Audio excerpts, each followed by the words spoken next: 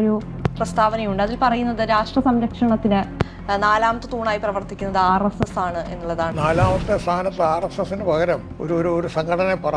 അടിയന്തരാവസ്ഥക്കാലം വന്നപ്പോഴാണ് എനിക്ക് RSSനെ മനസ്സിലാക്കാനുള്ളത്. അതിനു മുമ്പ് ഞാനും RSS വിരോധിയായിരുന്നു.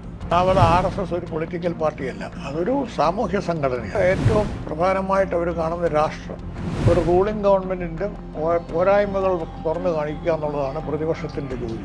ഇന്ത്യൻ പീനൽ കോഡ് അനുവദിച്ചു തന്നിരിക്കുന്ന ഒരു പ്രധാനപ്പെട്ട ഒരു റൈറ്റാണ്. നമ്മുടെ നിലനിൽപ്പിനെ ബാധിക്കുകയാണെങ്കിൽ നമുക്ക് അവരെ കൊല്ലാൻ വരെ അവകാശം. ഇന്ത്യയിൽ നിലവിലുള്ള ഒരാളുടെ പൗരത്വം അത് നിഷേധിക്കുന്നില്ല. മുത്തലാഖ് എന്ന് പറയുന്നത് ആദ്യമേ സുപ്രീം കോടതിയാണ് നിരോധിച്ചത്. അതിനകത്ത് ഏറ്റവും കൂടുതൽ സപ്പോർട്ട് ചെയ്തത് മുസ്ലിം സ്ത്രീകളാണ്. ഈക്വാളിറ്റി ബിഫോർ ലോ എല്ലാവർക്കും ഉണ്ടെങ്കിലും സ്ത്രീകൾക്കും കുട്ടികൾക്കും പ്രത്യേകമായ നിയമങ്ങൾ കൊടുക്കുന്നതിന് വിരോധമില്ല. ഒരൊറ്റ ഉദ്ദേശമേ എനിക്കുള്ളൂ, ആർക്കും നീതി നിഷേധിക്കപ്പെടാൻ പാടില്ല. കോട്ടയം ബാറിലെ ഏറ്റവും കൂടുതൽ വരുമാനമുള്ളതിൽ ഒരാളായിരുന്നു ഞാൻ. സത്യസന്ധതയിൽ നിന്നും ഞാൻ ഒട്ടുമാറിയിട്ടില്ല ഒരു കാലത്ത് ഒന്നിലും. പെഹൽഗാമിൽ സംഭവിച്ച സമയത്ത്, ആക്രമണം സംഭവിച്ച സമയത്ത് കൃത്യമായി അവിടെ മതം ചോദിച്ചുകൊണ്ടാണ് ആളുകളെ ഈ കുടുംബാംഗങ്ങൾ. കാരണം പാകിസ്ഥാൻ എന്ന് പറയുന്ന രാജ്യം ഒരു സെക്യുലർ നേഷൻ അല്ല, അതൊരു ഒരു റിലീജിയസ് നേഷനാണ്. റിലിജനുണ്ടായ ഒരു നേഷനാണ്. അതുകൊണ്ടാണ് ഒരു 12 വർഷങ്ങൾക്ക് മുൻപ് അങ്ങ് നടത്തിയ ഒരു പ്രസ്താവനയുണ്ട്. അതിൽ പറയുന്നത് രാഷ്ട്ര സംരക്ഷണത്തിന് നാലാമത്തെ തൂണായി പ്രവർത്തിക്കുന്നത് RSS ആണ് എന്നുള്ളതാണ്. ആ നിലപാടിൽ ഇപ്പോഴും ഈ 12 വർഷങ്ങൾക്ക് ശേഷവും ഉറച്ചു നിൽക്കുന്നുണ്ടോ? ഞാനത് തന്നെ വിശ്വസിക്കുന്നുണ്ട്. വേറൊരു നാലാമത്തെ സ്ഥാനത്ത് ആരൊക്കെ കൊടുക്കേണ്ടതെന്ന് പറയാമെങ്കിൽ ഞാൻ മാറ്റാം. നാലാമത്തെ സ്ഥാനത്ത് RSSന് പകരം നിങ്ങളുടെ അഭിപ്രായത്തിൽ ഒരാളെ പറ, ഒരു സംഘടനയെ പറ. രാഷ്ട്രമൂല്യത്തിന് അത്രത്തോളം പ്രാധാന്യം കൊടുക്കുന്ന സംഘടനകൾ നമ്മുടെ നാട്ടിൽ ഇപ്പോൾ കുറവാണ്. അതുകൊണ്ട് തന്നെയാണോ അങ്ങും നാലാമത്തെ തൂണായി RSSനെ? RSS ഒരു പൊളിറ്റിക്കൽ പാർട്ടിയല്ല, അല്ലേ? അല്ല, അതൊരു സാമൂഹ്യ സംഘടനയാണ്. അവർക്ക് ഏറ്റവും പ്രധാനമായിട്ട് അവർ കാണുന്ന രാഷ്ട്രം. ആര് ഭരിച്ചാൽ, ഇന്ദിരാഗാന്ധി ഭരിക്കുക അടിയന്തരാവസ്ഥയ്ക്കെതിരായിട്ട് ഏറ്റവും കൂടുതൽ ശക്തമായിട്ട് നിലയെടുത്തത് RSS ആണ്. ഒളിവിൽ കിടന്ന കാലത്ത് പോലും, പലരും ജയിലിൽ പോയിട്ട് പോലും. ഈ അടിയന്തരാവസ്ഥ കാലത്തെ കുറിച്ച് അങ്ങ് ഒരുപാട് സംസാരിച്ച് കേട്ടിട്ടുണ്ട്. ആ സമയത്ത് ഇപ്പോൾ നമ്മൾ നോക്കുകയാണെങ്കിൽ EMSന്റെ പ്രസംഗം വരെ നമ്മുടെ കേരളത്തിൽ പ്രചരിപ്പിച്ചത് RSS ആണ്. ആ കാലത്ത് അന്ന് പാർട്ടിയോ ഒന്നും നോക്കാതെ രാഷ്ട്രത്തിന് വേണ്ടി പ്രവർത്തിച്ചവരാണ് RSS. അങ്ങേക്ക് അടിയന്തരാവസ്ഥ കാലത്തെ RSSനെ കുറിച്ച് എന്താണ് പറയാനുള്ളത്? ഞാനിപ്പോൾ പറഞ്ഞില്ലേ, അടിയന്തരാവസ്ഥക്കാലം വന്നപ്പോഴാണ് എനിക്ക് RSSനെ മനസ്സിലാക്കാനുള്ളത്. അതിനു മുമ്പ് ഞാനും RSS വിരോധിയായിരുന്നു. അടിയന്തരാവസ്ഥ വന്നപ്പോൾ അതിന് കീഴ്വഴങ്ങി കൊടുക്കുന്നതിന് പകരം അവരതിനെ എതിർത്തു. അവരിൽ ഒരുപാട് പേര് ജയിലിൽ പോയി. അശോക മേത്തായെ ഇടക്കാലത്ത് അവർ ഹെൽത്ത് റീസൺ വെച്ചുകൊണ്ട് ഗവൺമെൻറ് ജയിലിൽ നിന്ന് വിട്ടു. പക്ഷെ അശോക മേത്ത കേട്ടിട്ടുണ്ടോ? അശോക മേത്ത നല്ല ഇംഗ്ലീഷിലും ഹിന്ദിയിലും ഒക്കെ പ്രസംഗിക്കുന്ന ആളായിരുന്നു. അപ്പോൾ അദ്ദേഹം കോട്ടയത്ത് പ്രസംഗിക്കാൻ വന്നു. ഒരു പത്രത്തിൽ ന്യൂസില്ല, പക്ഷേ ഹാള് നിറഞ്ഞു. കാരണം RSS ചുവന്ന അക്ഷരത്തിൽ മതിലെല്ലാം എഴുതി വെച്ചു, അശോക മേത്ത കോട്ടയത്ത് വന്ന് പ്രസംഗിക്കുന്നു ഡേറ്റിൽ. അത് കേട്ടുകൊണ്ട് അത് വായിച്ചുകൊണ്ട് ഞാനും പോയി. ഒരു ന്യൂസ് ചാനലും വന്നിട്ടില്ല, ഒരു പത്രത്തിലും വന്നിട്ടില്ല. എന്നിട്ട് പോലും വന്ന് ആ ഹാള് നിറഞ്ഞ് കോട്ടയം YMCയിലെ AB ജോർജ് ഹാളായിരുന്നു. അത്ര ധൈര്യം കാണിച്ചത് RSS ഇല്ലേ? നമ്മുടെ രാഷ്ട്രീയ സംഘടനകൾ എന്ന് പറയുമ്പോൾ നമുക്കറിയാം, പ്രതിപക്ഷമാണെങ്കിൽ പോലും കൃത്യമായ നിലപാടുകൾ എടുക്കേണ്ട വിഭാഗമാണ്, അല്ലെ? പക്ഷേ ആ നിലപാടുകൾ രാഷ്ട്രീയ പാർട്ടികൾ എടുക്കുന്നില്ല. ആ സമയത്താണ് RSS. പ്രതിപക്ഷങ്ങൾ ഒരിക്കലും റൂളിംഗ് ഗവൺമെൻറ്റിനെ സപ്പോർട്ട് ചെയ്യാൻ എക്സ്പെക്ട് ചെയ്യരുത്. ഒരു റൂളിംഗ് ഗവൺമെൻറ്റിൻ്റെ പോരായ്മകൾ തുറന്നു കാണിക്കുക എന്നുള്ളതാണ് പ്രതിപക്ഷത്തിൻ്റെ ജോലി. അത് ഇന്ത്യയിൽ മാത്രമല്ല, ലോകം മുഴുവനും പ്രതിപക്ഷത്തിൻ്റെ ഉദ്ദേശം അതാണ്. അല്ല പിന്നെ പ്രതിപക്ഷം എന്തിനാ? അല്ല, ഒരു ജനാധിപത്യം എവിടെയാണെങ്കിലും അതിൻ്റെ ഒരു കരുത്താണ്. റൂളിംഗ് പാർട്ടിയോടൊപ്പം തന്നെ പ്രതിപക്ഷവും. RSSുമായി ബന്ധപ്പെട്ടിട്ട് നിലനിൽക്കുന്ന വലിയ രീതിയിൽ ചർച്ചയാകുന്ന ഒരു സംഭവം എന്ന് പറയുന്നത് ആയുധ പരിശീലനം നൽകുന്നു എന്ന് പറയുന്നത്. ഇല്ല, ചെയ്യുന്നില്ല. അങ്ങനെ ഒരു വാദത്തോട് യോജിക്കുന്നില്ല. അവർ ചെയ്യുന്നില്ല. സ്വയരക്ഷയ്ക്ക് അല്ലാതെ അവർക്ക് വാളൊന്നുമില്ല, വാളുമില്ല, തോക്കുമില്ല. അവരുടെ കയ്യിലൊരു വടി മാത്രമേ ഉള്ളൂ. ആ വടി എന്ന് പറയുന്നത് എനിക്കും ആകാം. കാരണം ഇന്ത്യൻ പീനൽ കോഡിൽ ഇന്ത്യൻ പീനൽ കോഡ് അനുവദിച്ചു തന്നിരിക്കുന്ന ഒരു പ്രധാനപ്പെട്ട ഒരു റൈറ്റാണ്, റൈറ്റ് ടു പ്രൈവറ്റ് ഡിഫൻസ്. നമ്മുടെ നിലനിൽപ്പിനെ ബാധിക്കുകയാണെങ്കിൽ നമുക്ക് അവരെ കൊല്ലാൻ വരെ അവകാശമുണ്ട്. ഇന്ത്യൻ പീനൽ കോഡ് സെക്ഷൻ 96 പറയുന്നത് nothing is an offence which is done in exercise of the right of private defence എന്നാണ് പറയുന്നത്, സെക്ഷൻ 96. അപ്പൊ അതിൽ തെറ്റില്ല എന്നുള്ളതാണ്. ഞാൻ ചോദിക്കട്ടെ, ഞാൻ നിങ്ങളെ ആക്രമിക്കാൻ വരിക, ആക്രമിക്കുന്ന പലതരത്തിലാകാം.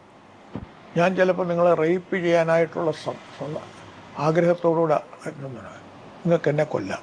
തീർച്ചയായിട്ടും ആ റൈറ്റാണ് നിങ്ങൾക്കുള്ളത്. നിങ്ങൾക്ക് മാത്രമല്ല, നിങ്ങളുടെ കൂടെ നിൽക്കുന്ന സ്ത്രീ ആകണമെന്നില്ല, ഒരു പുരുഷനാണേലും എന്നെ കൊല്ലാം.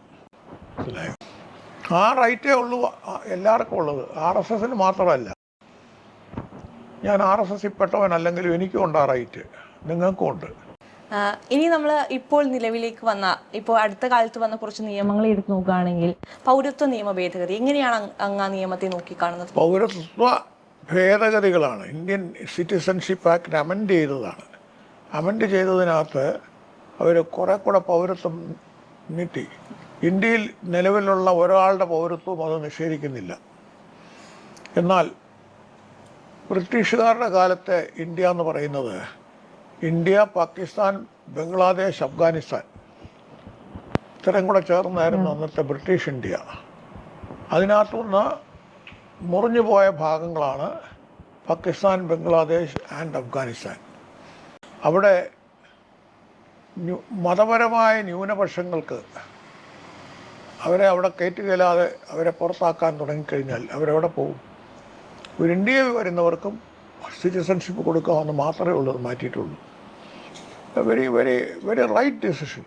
നല്ല ഒരു വളരെ യാതൊരു കുഴപ്പമില്ലാത്ത ഒരു ഡിസിഷൻ അത് ചെയ്യേണ്ടതാണ്. ഇപ്പോൾ മുത്തലാഖ് നിയമം പ്രാബല്യത്തിൽ വന്ന് കുറച്ച് വർഷങ്ങളായി. എങ്ങനെയാണ് അങ്ങ് അതിനെ നോക്കിയത്? ഈ മുത്തലാഖ് എന്ന് പറയുന്നത് ആദ്യമേ സുപ്രീം കോടതിയാണ് നിരോധിച്ചത്. അതിനെ തുടർന്ന് പാർലമെൻറ്റിൽ അതൊരു നിയമമാക്കി മാറ്റി. ഒരു സ്ത്രീയെ വിവാഹമോചനം നേടാനായിട്ട് 3 പ്രാവശ്യം തലാഖ് തലാഖ് തലാഖ് എന്ന് പറഞ്ഞാൽ പോരാ എന്നുള്ളത് വന്നു. അതിനകത്ത് ഏറ്റവും കൂടുതൽ സപ്പോർട്ട് ചെയ്തത് മുസ്ലിം സ്ത്രീകളാണ്. ഇത്തരത്തിൽ സ്ത്രീകൾക്ക് അനുകൂലമായിട്ടുള്ള നിയമങ്ങൾ വരുന്നത് നമ്മുടെ രാഷ്ട്രത്തിന്റെ ഭാവിയെ തന്നെ വലിയ രീതിയിൽ മാറ്റിമറിക്കാൻ സാധ്യതയുള്ളതല്ലേ? ഇന്ത്യൻ ഭരണഘടന പറയുന്നുണ്ട് ഈക്വാളിറ്റി ബിഫോർ ലോ എല്ലാവർക്കും ഉണ്ടെങ്കിലും സ്ത്രീകൾക്കും കുട്ടികൾക്കും പ്രത്യേകമായ നിയമങ്ങൾ കൊടുക്കുന്നതിന് വിരോധമില്ല. അതനുസരിച്ചാണ് ചെയ്തത്. ഇപ്പോൾ നമ്മുടെ നിയമ സംവിധാനങ്ങളെ നോക്കിക്കാണുമ്പോൾ അതിലെന്തെങ്കിലും പോരായ്മകൾ ഉള്ളതായി തോന്നിയിട്ടുണ്ടോ എപ്പോഴെങ്കിലും? പിന്നെ എന്തുമാത്രം പോരായ്മകൾ ഓരോ പ്രാവശ്യം മാറ്റിക്കൊണ്ടിരിക്കുന്നത് കൊണ്ടല്ലേ. ഇപ്പോൾ ഒരുപാട് തരത്തിലുള്ള കേസുകൾ മുന്നിലേക്ക് വരുന്നുണ്ടാവുമല്ലോ. അപ്പോൾ ഈ കേസുകളിലൊന്നും ഒരു രീതിയിലും ഒരൊറ്റ ഉദ്ദേശമേ എനിക്കുള്ളൂ, ആർക്കും നീതി നിഷേധിക്കപ്പെടാൻ പാടില്ല. നീതി എന്നുള്ള വാക്കിൻ്റെതാ ഓരോ ഫാക്റ്റിനെ ആശ്രയിച്ചിരിക്കും. നീതി നിഷേധിക്കാൻ പാടില്ല. അതിന് എനിക്ക് വലിയ സഹായം കിട്ടിയിട്ടുണ്ട്. ഈ ഓബ്ജക്റ്റ് മനസ്സിലുള്ളതുകൊണ്ട് ആ കേസിനകത്തും തന്നെ എനിക്ക് എടുക്കാൻ സാധിച്ചിട്ടുണ്ട്. കേരള രാഷ്ട്രീയത്തിൽ BJP എന്ന് പറയുന്ന പാർട്ടിക്ക് അത്രത്തോളം പ്രാധാന്യം ലഭിച്ചിരുന്നില്ല പണ്ട്. പക്ഷെ ഇന്ന് കേരളത്തിൽ BJP കൃത്യമായ നിലപാടുകൾ എടുക്കുന്നു, കൃത്യമായ ആളുകളിലേക്ക് എത്തുന്നു. BJP ഇന്ത്യയിൽ ഇല്ലായിരുന്നല്ലോ. എപ്പോഴാണ് BJP വന്നത്? അടിയന്തരാവസ്ഥയ്ക്ക് ശേഷമാണ്. മനസ്സിലായോ? അന്ന് ജനസംഘം ഉണ്ടായിരുന്നു. അത് കഴിഞ്ഞാണ് ഭാരതീയ ജനതാ പാർട്ടി ഉണ്ടാകുന്നത്. കാരണം അങ്ങനെ വന്നപ്പം ജനസംഘത്തിനകത്ത് ഹിന്ദുക്കൾ മാത്രമേ വരുള്ളായിരുന്നു. BJP വന്നപ്പോൾ അല്ലാത്തവരെല്ലാവരും വരാൻ തുടങ്ങി. ഹിന്ദുക്കളും ക്രിസ്ത്യാനികളും മുസ്ലിംസ് വരെ ഉണ്ട് BJPക്കകത്ത്. ഇപ്പോൾ വിവിധ കോടതികളിൽ പരിശീലിക്കുന്നു, അല്ലെങ്കിൽ വിവിധ കോടതികളിൽ പോയിരുന്നു. ആ സമയത്ത് എങ്ങനെയെങ്കിലും പേഴ്സണൽ ജീവിതത്തെ ഏതെങ്കിലും തരത്തിൽ അത് ബാധിച്ചിട്ടുണ്ടോ? ആദ്യകാലത്ത് ഇച്ചിരി പ്രയാസം ഉണ്ടായിരുന്നു. കാരണം നല്ല വരുമാനം ഉണ്ടായിരുന്ന ഒരു വക്കീല്, കോട്ടയം ബാറിലെ ഏറ്റവും കൂടുതൽ വരുമാനമുള്ളതിൽ ഒരാളായിരുന്നു ഞാൻ. പെട്ടെന്ന് മാസശമ്പളത്തിലേക്ക് വന്നപ്പോൾ തീരെ കുറച്ചൊരു ശമ്പളം. കുറേ നാളത്തേക്ക് വലിയ പ്രയാസമായിരുന്നു. എങ്ങനെ മുമ്പോട്ട് പോകും? 3 പിള്ളേർ പഠിക്കുന്നു. പക്ഷെ അവർക്കാർക്കും ഞാൻ ഡൊണേഷൻ കൊടുക്കുകയില്ല, അല്ലെങ്കിൽ കൊടുക്കാനൊക്കെയില്ല. അപ്പോൾ സാധാരണ സ്കൂളിൽ അവരെ ചേർത്തത്. പക്ഷെ അവർ നന്നായിട്ട് പഠിച്ചത് കൊണ്ട് എല്ലാവരും മിടുക്കന്മാരായി. ഒരാൾ ഡോക്ടറായി, രണ്ടാമത്തെ ആൾ ഇപ്പോൾ ഹൈക്കോടതി ജഡ്ജിയായി, മൂന്നാമത്തെ ആൾ ABT കമ്പനിയിലെ എക്സിക്യൂട്ടീവ് ഓഫീസറായി. ഇപ്പോൾ എങ്ങനെയാണ് ഒഴിവ് സമയങ്ങളൊക്കെ ചെലവഴിക്കുന്നത്? എന്തൊക്കെയാണ്? ഒഴിവേ ഉള്ളല്ലോ. എന്തൊക്കെയാണ് ചെയ്യാറുള്ളത്? ഷെയർ ചെയ്ത് കഴിഞ്ഞാൽ പിന്നെ ഒഴിവ് സമയമല്ലേ ഉള്ളൂ. ആദ്യമൊക്കെ ഒത്തിരി എഴുതുമായിരുന്നു, നല്ല പുസ്തകമൊക്കെ എഴുതുമായിരുന്നു, നിർത്തിയത്. വായനയൊക്കെ ഉണ്ടോ? നല്ലപോലെ വായിക്കുമായിരുന്നു. അതിപ്പോഴും വായനയുണ്ട് കേട്ടോ. എനിക്കൊരു കാര്യം ധൈര്യമായിട്ട് പറയാം, ഞാൻ സത്യസന്ധതയിൽ നിന്നും ഞാൻ ഒട്ടുമാറിയിട്ടില്ല ഒരു കാലത്തും, ഒന്നിലും. വളരെ നിർബന്ധമായിരുന്നു എനിക്ക് സത്യമെന്ന് തോന്നണം. സത്യമെന്ന് പറയുന്ന ആപേക്ഷികമാണ്, റിലേറ്റീവാണ്. അതുകൊണ്ടാണ് എനിക്കെന്ന് ഞാൻ പറഞ്ഞത്. എനിക്ക് സത്യമെന്ന് തോന്നുന്നത് ഞാൻ ചെയ്യും. മറ്റൊരാളെ ദോഷം വരുന്ന ഒരു പ്രവൃത്തിയും ഞാൻ ചെയ്യാൻ പാടില്ല. അത് നമ്മുടെ ആ ഭരണഘടനയിലെ 51A കിടപ്പുണ്ട്. Fundamental duties of every citizen. അത് ഓരോന്നും ഞാൻ അത് ആഗ്രഹിക്കുന്ന ആളാണ്.